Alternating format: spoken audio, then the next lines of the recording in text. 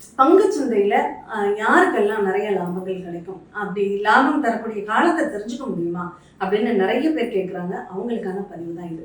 பொதுவா பங்குச்சந்தை அப்படிங்கிறது மனம் சம்மந்தப்பட்ட விஷயம் அப்படின்னு சொல்லலாம்.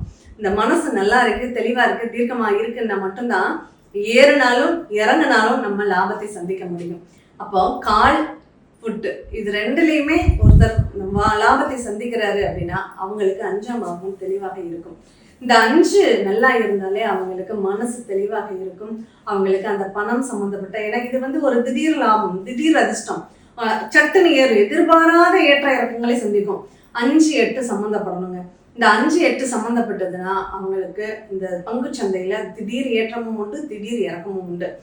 பிராக்டிக்கலா ஒரு விஷயத்த நம்ம யோசிச்சோம்னா, இந்த 5ங்கிறது எப்போதுமே அந்த சந்திரனை ஏன் இந்த 5க்கு இந்த மனசு அப்படிங்கிற ஒரு நிலை காரணமாக சொல்லியிருக்காங்கன்னா, ஒரு ஆசிலேஷன், ஒரு ஏற்ற இறக்கத்தை வளர்ந்து தெரிகிற மாதிரி அந்த ஒரு தேக்க நிலையை கொடுத்துக்கிட்டே இருக்கும் அப்படின்னு சொல்லலாம். அதை தான் அந்த பங்கு வர்த்தகம் நமக்கு ஏறி இறங்கி அன்பேலன்ஸான ஒரு சூழ்நிலையில நம்ம அபரிவிதமான லாபங்களை சந்திக்கணும்னா, ஒருத்தருடைய அட்சய லக்னத்திற்கு 5ஆம் பாவகமும் 8ஆம் பாவகமும் 2ஆம் பாவகத்தோடு தொடர்புல இருந்ததுன்னா பங்கு சந்தையில் அபரிவிதமான லாபத்தை அடையக்கூடிய ஒரு யோகத்தை பெறுவார்கள். இது சம்பந்தப்பட்டா மட்டும் உங்களுக்கு கிடைச்சிடாது.